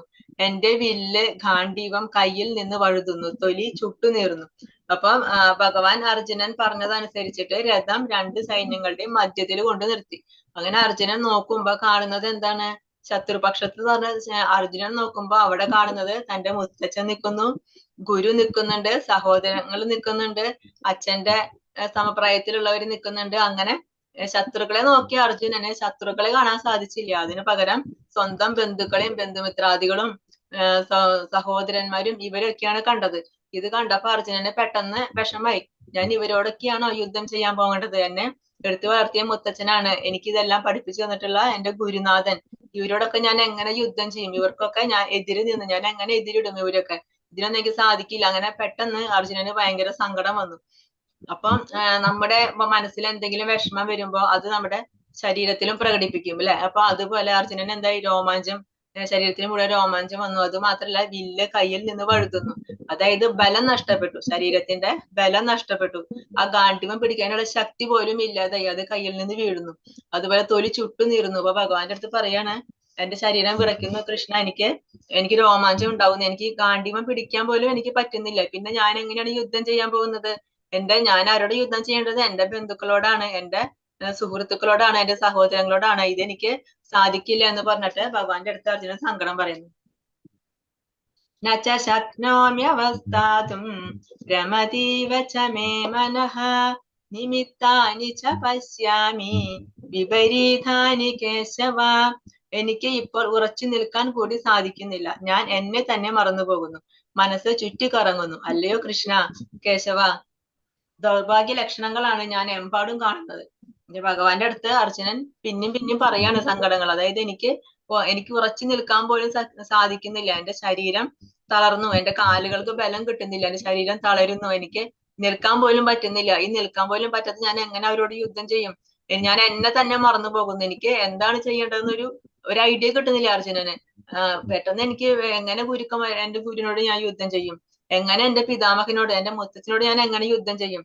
പറയാണ്, എന്റെ മനസ്സ് ചുറ്റിക്കറങ്ങുന്നു. അല്ലയോ കൃഷ്ണ, കേശവ, കേശി എന്ന് പറഞ്ഞൊരു അസുരനെ വധിച്ചിട്ടുണ്ട് ഭഗവാൻ പണ്ട്. അങ്ങനെയാണ് ഭഗവാന് കേശവൻ എന്ന പേര് വന്നത്.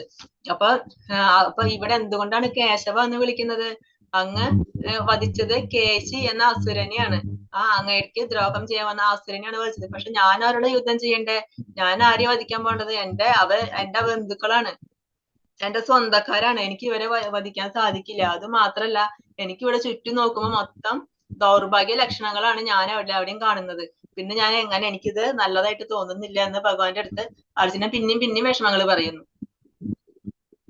അപ്പൊ അർജുനന്റെ വിഷാദത്തിനുള്ള 5 കാരണങ്ങളാണ് പറയുന്നത്. ഒന്ന് എന്താണ്? മൃദുല ഹൃദയത്വം. അതായത് അർജുനന്റെ ഹൃദയം ഭയങ്കര സോഫ്റ്റ് ആണ്. ഭക്തന്മാരെന്ന് പറയുമ്പോ എല്ലാവരും ഭക്തന്മാര് പൊതുവെ നല്ലൊരു സോഫ്റ്റ് ആയിരിക്കും. അവർക്ക് വലിയ ക്രൂരകൃത്യങ്ങളും ഇതൊന്നും ഭക്തർക്ക് ചെയ്യാൻ സാധിക്കില്ല.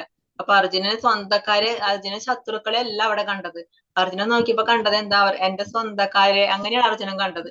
അപ്പൊ അർജുനന് അവരോട് യുദ്ധം ചെയ്യാൻ സാധിക്കില്ല. മൃദുല ഹൃദയത്വം. പിന്നെ ഭൗതിക സുഖാനുഭവങ്ങൾ. ഇവരൊക്കെ കൊന്നിട്ട് എന്തിനാണ്? നമുക്ക് രാജ്യം കിട്ടാനല്ല, അതൊരു ഭൗതിക സുഖം. ആ രാജ്യം, ഇവരെ കൊന്നിട്ട് ആ രാജ്യം എനിക്ക് വേണോ? അങ്ങനെ ഒരു ചിന്ത. പിന്നെ പാപം, ഞാൻ ചെയ്യാൻ പോകുന്നത് പാപല്ലേ, ഞാൻ ബന്ധുക്കളെയല്ലേ കൊല്ലുന്നത്, അത് പാപമായി പോവില്ലേ? അങ്ങനെ ഒരു ചിന്ത. പിന്നെ കുടുംബ പാരമ്പര്യം, ഇനി ഇവരൊക്കെ മരിച്ചു കഴിഞ്ഞാൽ ആ കുടുംബ പാരമ്പര്യം നശിച്ചു പോകും. പിന്നെ തീരുമാനം എടുക്കാനാവാത്ത അവസ്ഥ. യുദ്ധം ചെയ്യണോ? യുദ്ധം ചെയ്യാൻ വന്നു, യുദ്ധകളത്തിലാണ് നിൽക്കുന്നത്, ഇനി ഞാൻ എന്ത് ചെയ്യണം? തിരിച്ചു പോണോ? യുദ്ധം ചെയ്യണോ? അങ്ങനെ അർജുനന്റെ വിഷാദത്തിന് 5 കാരണങ്ങളാണ് ഇവിടെ പറയുന്നത്. അപ്പൊ ഇതില് ഓരോന്നും, മൃദുല ഹൃദയത്വം, ഇത് ഓരോന്നും ഏതൊക്കെ ശ്ലോകങ്ങളിലാണ് പറയുന്നത് എന്നാണ് നമ്മൾ ഇനി അടുത്തത് നോക്കുന്നത്. മൃദുല ഹൃദയത്വം പറയുന്നത് 28ാമത്തെ ശ്ലോകത്തിലാണ്. അർജുന ഉവാച ദൃഷ്ട്വേമം സ്വജനം കൃഷ്ണ യുയുത്സും സമുപസ്ഥിതം സീദന്തി മമ ഗാത്രാണി മുഖം ചാപരിശുഷ്യതി. അർജുനൻ പറഞ്ഞു, യുദ്ധത്തിനൊരുങ്ങി വന്നിട്ടുള്ള ഈ ബന്ധുമിത്രാദികളെ കണ്ടിട്ട് എന്റെ അവയവങ്ങൾ തളരുന്നു, മുഖം വരളുന്നു.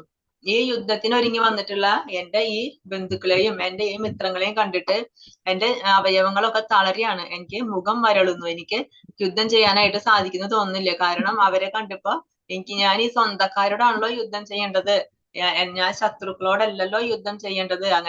അങ്ങനെയാണ് അർജുനന് തോന്നിയത്. കാരണം അവരെ ശത്രുവായിട്ട് അർജുനന് കാണാൻ സാധിക്കുന്നില്ല.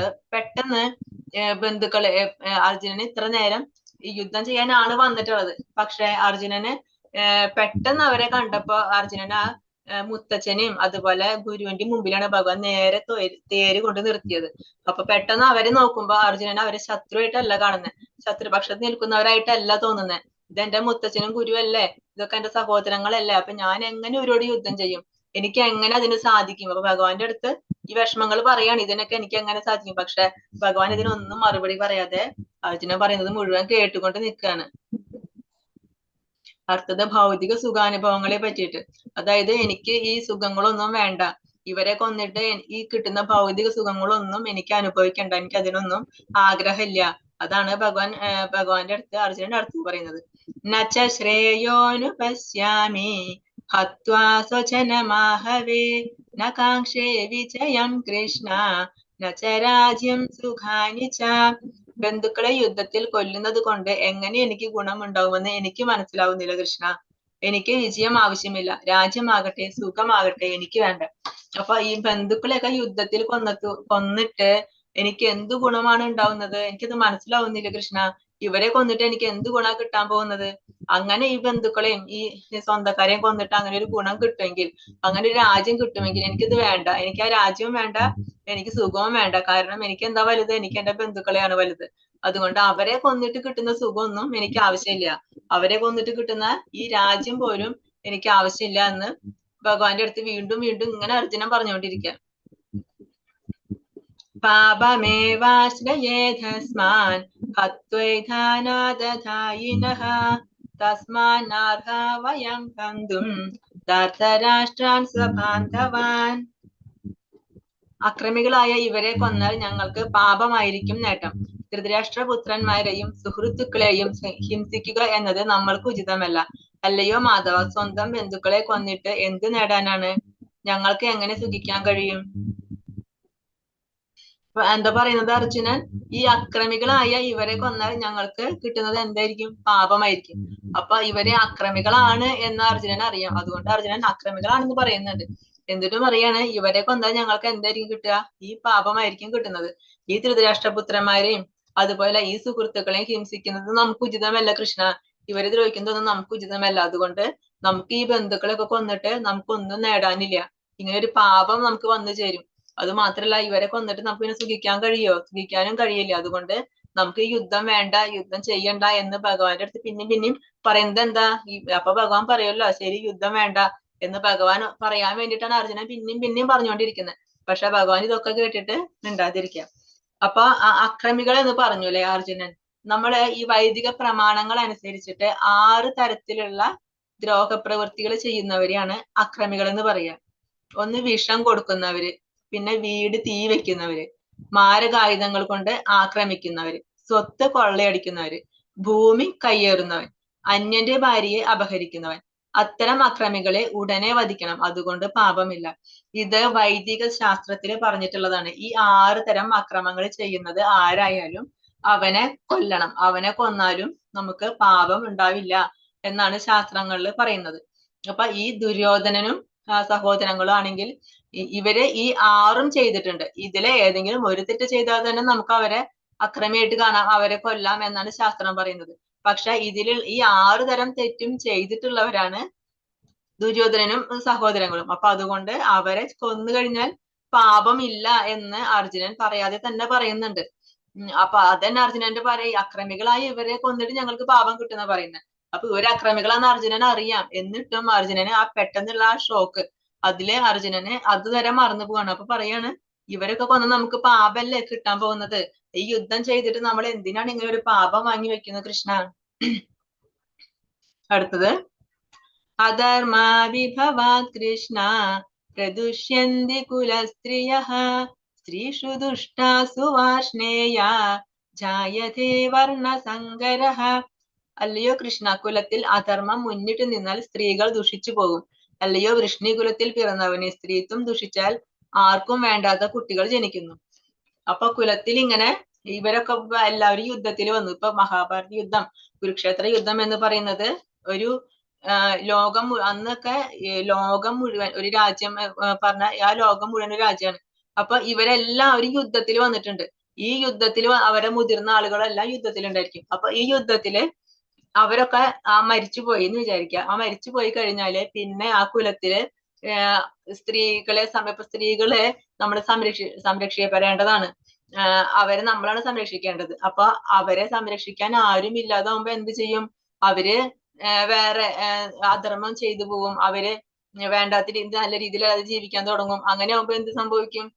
ഈ നമ്മുടെ ഈ കുലം നശിച്ചു പോകും. ആർക്കും വേണ്ടാത്ത കുറെ കുട്ടികളും ജനിക്കും. അങ്ങനെ ഈ കുലം മുഴുവൻ നശിച്ചു പോവില്ലേ കൃഷ്ണ? അവരുടെ ഈ സ്ത്രീകള് വേറെ തെറ്റായി ജീവിത രീതിയൊക്കെ തെരഞ്ഞെടുക്കുകയാണെങ്കിൽ അവിടെ കിട്ടുന്ന ജനിക്കുന്ന കുട്ടികൾക്ക് ആർക്കും വേണ്ടാത്ത കുറെ കുട്ടികളല്ലേ ജനിക്കാൻ പോകുന്നത്.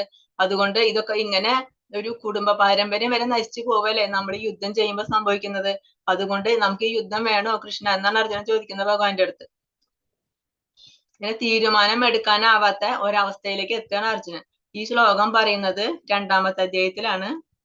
നൈത്വത്വിത്മക്കദരന്നോ ഘരീയോ യദ്വാ ജയേമ യദിവാനോ ജയേയുഃ യാനേവ ഹത്വാ ന ജിജീവിഷാമ തേവ സ്ഥിതാ പ്രമുഖേ ധാർത്തരാഷ്ട്രാഃ.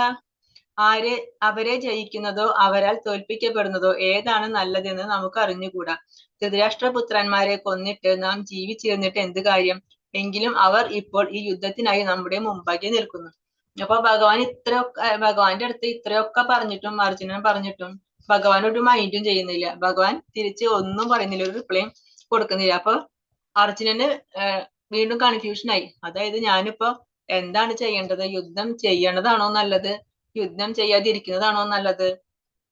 ഭഗവാൻ എന്താണൊന്നും മിണ്ടാത്തത്? അങ്ങനെ ഒരു കൺഫ്യൂഷൻ ആയി അർജുനന്. അപ്പൊ ഭഗവാൻ അർജുനൻ ആ ഒരു ഇതാ പറയുന്നത്. അതായത് എനിക്കപ്പൊ എന്താ ചെയ്യേണ്ടത് കൃഷ്ണ? ഞാൻ ജയിക്കണോ? ഞാൻ ജയിക്കുന്നതാണോ ഈ യുദ്ധത്തിൽ നല്ലത്? അതല്ല ഞാൻ ഇനിയിപ്പൊ അവരെന്നെ തോൽപ്പിച്ചോട്ടെ, അതാണോ നല്ലത്? എനിക്കറിയില്ല ഞാൻ എന്താ ചെയ്യേണ്ടതെന്ന്. ഇനി അവരൊക്കെ കൊന്നിട്ട്, ഈ ധൃതരാഷ്ട്രപുത്രന്മാരെയൊക്കെ കൊന്നിട്ട് പിന്നെ നമ്മൾ ജീവിച്ചിരുന്നിട്ട് കാര്യമുണ്ടോ? നമ്മുടെ സഹോദരന്മാരെയാണ് കൊല്ലുന്നത്, നമ്മുടെ ബന്ധുക്കളെയാണ് കൊല്ലുന്നത്. ഇവരൊക്കെ കൊന്നിട്ട് നമ്മൾ ജീവിച്ചിരുന്നിട്ട് കാര്യമുണ്ടോ? പക്ഷെ ഇവരിപ്പോ നമ്മുടെ മുമ്പിൽ വന്ന് നിൽക്കുന്നുണ്ട് യുദ്ധം ചെയ്യാൻ. യുദ്ധമൊക്കെ റെഡിയായി, എല്ലാം റെഡി ആയിട്ടാണ് നിൽക്കുന്നത്. ഇവിടെ ഇപ്പൊ നമ്മുടെ മുമ്പിൽ നിൽക്കാണ്. അപ്പൊ ഞാൻ എന്താ ചെയ്യേണ്ടത്? ഇപ്പൊ ഈ യുദ്ധം വേണ്ടാന്ന് വെച്ചിട്ട് ഞാൻ തിരിച്ചു പോകുന്നതാണോ നല്ലത്? അതല്ല, ഞാൻ അവരോട് യുദ്ധം ചെയ്യണോ? ഇനിയിപ്പോ ഞാൻ യുദ്ധം ചെയ്യുമ്പോ ഞാനൊന്നും ചെയ്യുന്നില്ല, അവരെന്നെ തോൽപ്പിച്ചോട്ടെ, അതാണോ നല്ലത്? അതോ അവരെ ഞാൻ തോൽപ്പിക്കണോ? എനിക്ക് എന്താണ് വേണ്ടത്? എനിക്ക് അറിയുന്നില്ല കൃഷ്ണ. അപ്പൊ ഞാൻ എന്ത് തീരുമാനം ഞാൻ എടുക്കേണ്ടത്? എന്താണ് എനിക്ക് അത് അങ്ങ് പറഞ്ഞു തരണം. അങ്ങനെ ഒരു സംശയം, ആ ഒരു കൺഫ്യൂഷനിൽ നിൽക്കുകയാണ് അർജുനൻ. ഒരേ സാഹചര്യത്തിലുള്ള വ്യത്യസ്തമായ പ്രതികരണങ്ങളാണ് ഇവിടെ കാണുന്നത്. യുദ്ധം റെഡിയായി, യുദ്ധം ചെയ്യാനായിട്ട് എല്ലാവരും റെഡിയായി നിൽക്കുന്നു, യുദ്ധം തുടങ്ങാൻ പോകുന്നു. അപ്പൊ ധൃതരാഷ്ട്രരുടെ മുഖത്ത് എന്താണ്? ധൃതരാഷ്ട്രർക്ക് പേടിയാണ്. അതായത് ഈ യുദ്ധം അവര് വേണ്ടാന്ന് വെക്കുകയോ, അവര് ഒത്തുതീർപ്പാവുകയോ, യുദ്ധം വേണ്ടാന്ന് വെച്ചിട്ട് അവർ തിരിച്ചു വരുമോ, ഞങ്ങൾക്ക് രാജ്യം കിട്ടില്ലേ, അങ്ങനെ ഒരു പേടിയാണ് ധൃതരാഷ്ട്രർക്ക്. അർജുനനാണെങ്കിൽ എന്താണ്? എനിക്ക് യുദ്ധം ചെയ്യാൻ പറ്റില്ല, കാരണം അതൊക്കെ എന്റെ സ്വന്തക്കാരാണ്, എന്റെ ബന്ധുക്കളാണ്, അതുകൊണ്ട് എനിക്ക് യുദ്ധം ചെയ്യാൻ പറ്റില്ല, അങ്ങനെ ഒരു വിഷമം.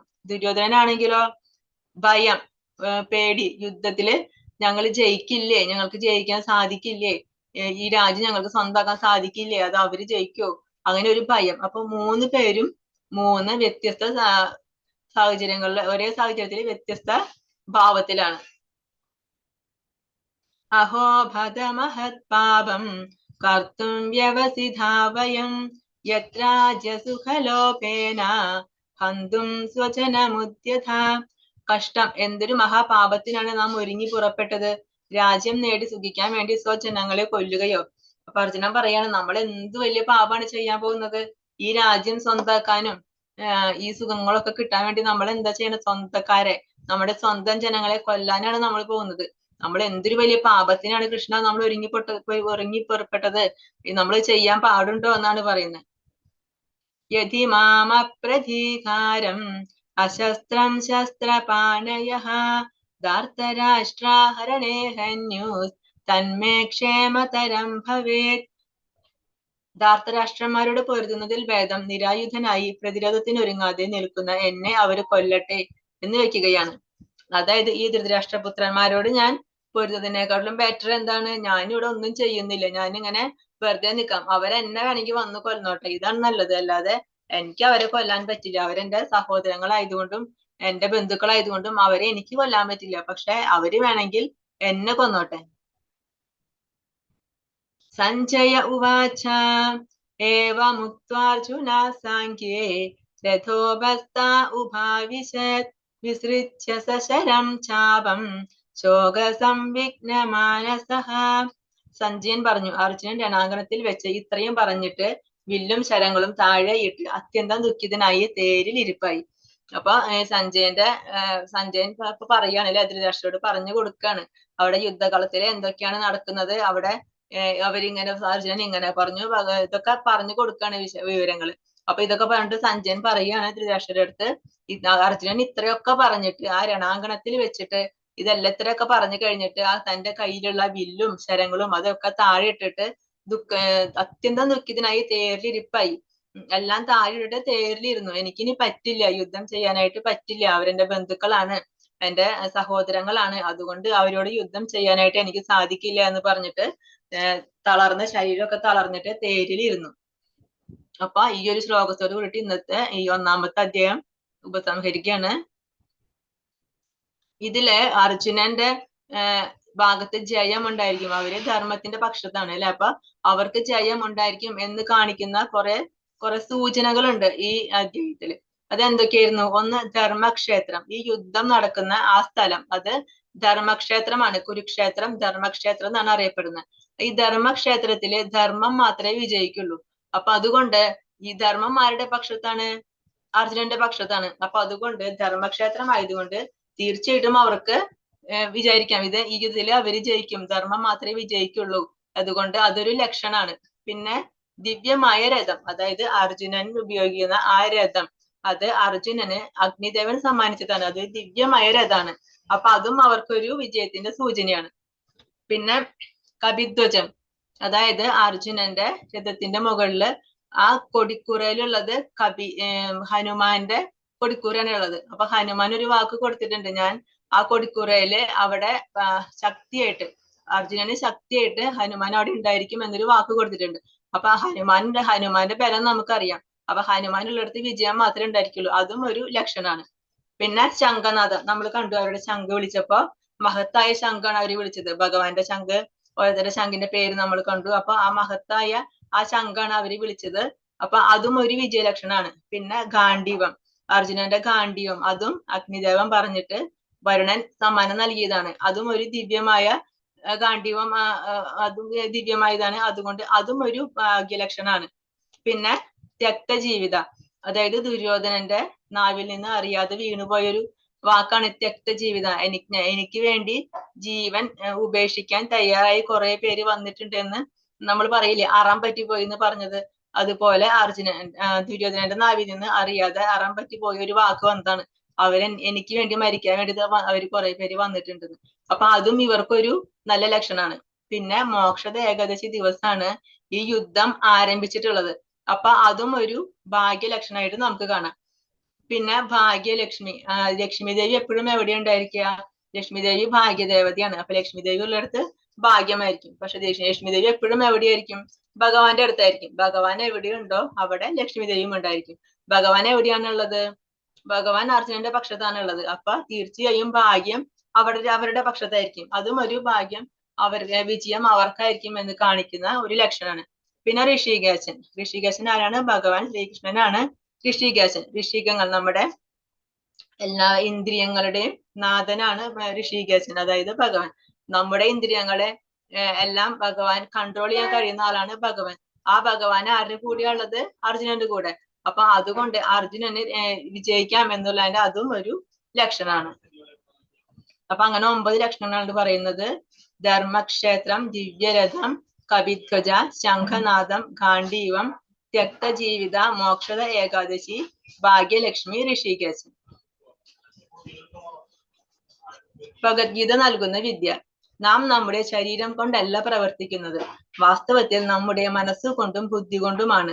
ആകയാൽ നമ്മുടെ മനസ്സും ബുദ്ധിയും ഭഗവത് സ്മരണയിൽ വ്യാപൃതമാകുമ്പോൾ സ്വാഭാവികമായും നമ്മുടെ ഇന്ദ്രിയങ്ങളും തത്സേവനത്തിൽ മുഴുകും. ഉപരിപ്ലവമായി ഇന്ദ്രിയ പ്രവൃത്തികൾ ഒന്ന് തന്നെയായിരിക്കും, എങ്കിലും അവബോധം മാറിയിരിക്കും. എങ്ങനെ മനസ്സും ബുദ്ധിയും ഭഗവത് സ്മരണയിൽ നിർത്താം എന്ന് ഭഗവത്ഗീത പഠിപ്പിക്കുന്നു. അത് ഭഗവത് സാമ്രാജ്യത്തിലേക്ക് ഒരാളെ തന്നെത്താൻ മാറ്റും. അപ്പം എന്താ പറയുന്നതില് നാം പ്രവർത്തിക്കുന്നത് നമ്മുടെ ശരീരം കൊണ്ടല്ല, നമ്മുടെ മനസ്സുകൊണ്ടും നമ്മുടെ ബുദ്ധി കൊണ്ടുമാണ്. നമ്മുടെ മനസ്സിനും നമ്മുടെ ബുദ്ധിക്കും നമുക്ക് എങ്ങനെ കൺട്രോൾ ചെയ്യാൻ പറ്റും? നമുക്ക് ഭഗവത് സ്മരണയിൽ ഇരിക്കണം. അങ്ങനെ മാത്രമേ നമുക്ക് ഇന്ദ്രിയങ്ങളെ കൺട്രോൾ ചെയ്യാൻ പറ്റുള്ളൂ. കാരണം നമ്മുടെ ഇന്ദ്രിയങ്ങൾക്ക് എപ്പോഴും പുറത്തുള്ള കാര്യങ്ങളിലായിരിക്കും താല്പര്യം. അപ്പൊ നമ്മള് ആ ഇന്ദ്രിയങ്ങൾ കൊണ്ട് നമ്മള് ഭഗവാന്റെ സേവനങ്ങൾ ചെയ്യുകയാണെങ്കിൽ ഓട്ടോമാറ്റിക് ആയിട്ട് ഇന്ദ്രിയങ്ങള് നമ്മുടെ കൺട്രോളിൽ വരും. നമ്മള് ഭഗവാനുമായിട്ട് ബന്ധപ്പെട്ട കാര്യങ്ങൾ, നമ്മള് ഭഗവാനെ സന്തോഷിപ്പിക്കുന്ന കാര്യങ്ങൾ, ഭഗവാനും സേവനങ്ങൾ, അതാണ് നമ്മൾ നമ്മുടെ ഇന്ദ്രിയങ്ങൾ കൊണ്ട് ചെയ്യുക. അങ്ങനെ നമ്മൾ ഇന്ദ്രിയങ്ങൾ ചെയ്യുമ്പോൾ സ്വാഭാവികമായിട്ടും അത് നമ്മുടെ ഭാവം അതായിട്ട് മാറും. നമ്മുടെ അവബോധം കൃഷ്ണാവബോധമായിട്ട് മാറും. അങ്ങനെ നമുക്ക് നമ്മുടെ അവബോധത്തെ മാറ്റിയിട്ട് നമ്മുടെ മനസ്സുകൊണ്ടും ബുദ്ധി കൊണ്ടും നമുക്ക് എപ്പോഴും ഭഗവത് സ്മരണയിൽ നിർത്താനായിട്ട് നമുക്ക് സാധിക്കും. ഇതാണ് നമുക്ക് ഭഗവത്ഗീത പറഞ്ഞു തരുന്ന വിദ്യ. ഹരേ കൃഷ്ണ കൃഷ്ണ കൃഷ്ണ ഹരേ ഹരേ, ഹരേ രാമ രാമ രാമ ഹരേ ഹരേ. വാഞ്ചകൽപതരുഭ്യശ്ച കൃപാ സിന്ധുഭ്യ ഏവ ച പതിതാനാം പാവനേഭ്യോ വൈഷ്ണവേഭ്യോ നമോ നമഃ. അനന്തകോടി വൈഷ്ണവ ഭക്തവൃന്ദ കി ജയ്, ശ്രീ പ്രഭുപാദ് കി ജയ്, ഗുരുദേവ് കി ജയ്. ഹരേ കൃഷ്ണ. ഇതാണ് ഇന്നത്തെ അധ്യായത്തിൽ നമ്മൾ പറയുന്ന ഒന്നാമത്തെ അധ്യായം. അതുപോലെ ഭഗവത്ഗീത മഹാത്മ്യത്തിലും പറഞ്ഞിട്ടുള്ളത്. ആർക്കെങ്കിലും എന്തെങ്കിലും ഡൗട്ടുകൾ ഉണ്ടെങ്കിൽ ചോദിക്കാം.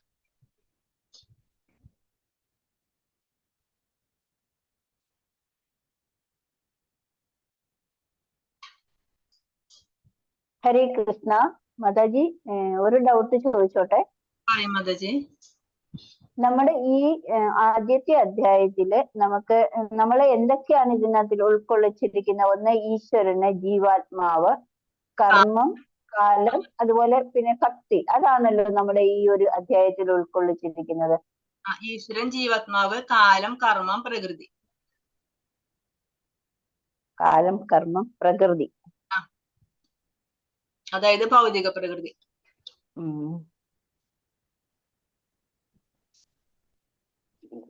ശരി, ഹരേ കൃഷ്ണ. Thank you.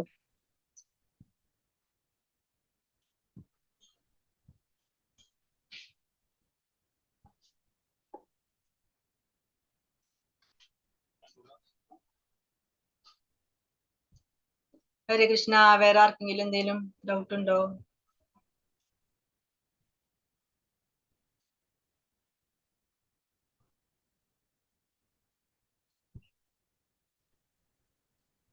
ഹരേ കൃഷ്ണ മാതാജി, എല്ലാരും അറ്റൻഡൻസ് ഇട്ടോ എന്നൊന്ന് ചോദിക്കുമോ? അറ്റൻഡൻസ് ഇട്ടിട്ടുണ്ടോ എല്ലാവരും? ഇല്ല മാതാജി, ഞാൻ ഇട്ടിട്ടില്ല. എങ്ങനെയാ ഇടുന്നത്? എങ്ങനെയാ ഇടുന്നതെന്ന് അറിയില്ല മാതാജി. ചാറ്റ് ബോക്സിൽ ലിങ്ക് ഉണ്ടായിരിക്കും മാതാജി, ആ ലിങ്കിൽ ക്ലിക്ക് ചെയ്താൽ മതി. ഞാൻ ഇട്ടിട്ടില്ല കേട്ടോ. എവിടെയാ? ചെയ്താല് നമുക്ക് നേരെ അറ്റൻഡൻസ് ഇടാം. അതിൽ നമ്മുടെ പേര് കൊടുക്കുക, ഇന്നത്തെ ഡേറ്റ് കൊടുക്കുക, കോണ്ടാക്ട് നമ്പർ കൊടുക്കുക, സബ്മിറ്റ് കൊടുക്കുക.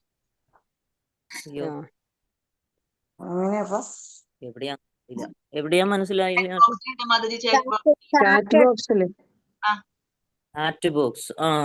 ഇന്നത്തെ ഡേറ്റ് ഏറ്റവും ലിങ്ക് കണ്ടായിരുന്നോ? Tap here to chat. Submit ചെയ്തു. അത്രേ ഉള്ളൂ മാതാജി. പേര് പിന്നീട് ഇട്ടാലും മതിയോ മാതാജി, കുട്ടികൾ വന്നിട്ട്? പിന്നീട് അപ്പൊ ലിങ്ക് പോകൂലേ മാതാജി? നമ്മുടെ ക്ലാസ് എക്സിറ്റ് ലിങ്ക് പോകൂലേ? ഓ, അത് ശരി. അപ്പൊ നാളെ ഇട്ടാലോ? ഇടാൻ പറ്റുന്നില്ലേ മാതാജിക്ക്? ഇല്ല. ചാറ്റ് എടുക്കുക. അവിടെ ചാറ്റിന് കിടപ്പുണ്ട്. ഒരു ലിങ്ക് കാണാം, അതിൽ ജസ്റ്റ് ക്ലിക്ക് ചെയ്താൽ മതി, വേറെ ഒന്നും ചെയ്യണ്ട. പേര്, ഫോൺ നമ്പരും ഡേറ്റും വരും. അത് ഡേറ്റ് സെറ്റ് ചെയ്ത് വെച്ചിട്ടുണ്ട്. അതൊന്ന് കൈ കുത്തിയാൽ മതി. സൗമ്യരൂപ മാതാജി ലൈവ് ഓഫ് ചെയ്യുന്നു മാതാജി. പേരിട്ടു. ഇനി എന്തുവാ? ഫോൺ നമ്പർ വരുമല്ലോ. ഫോൺ നമ്പർ ഉണ്ട് മാതാജി. ഫോൺ നമ്പർ വരും. ഫോൺ നമ്മൾ ഇടണം അല്ലേ? നമ്മൾ ഇടണം. സ്ക്രീൻ ഷെയർ ചെയ്ത് മാതാജി. ചാറ്റ് ബോക്സിൽ കയറി ഇട്ടു. പിന്നെ മാതാജി ലൈവ് എങ്ങനെ ഓഫ് ചെയ്യാം മാതാജി? മാതാജി എന്താ പേരിടണ്ടേ? എന്താ എഴുതണ്ടേ? മാതാജിയുടെ പേര് കൊടുത്താൽ മതി. എന്റെ പേര് സുലോചന കിട്ടുന്നില്ലല്ലോ പി കെ. മാതാജി. പേരും ഫോൺ നമ്പരും ഇട്ടു. ഇനി സുലോചന പി കെ.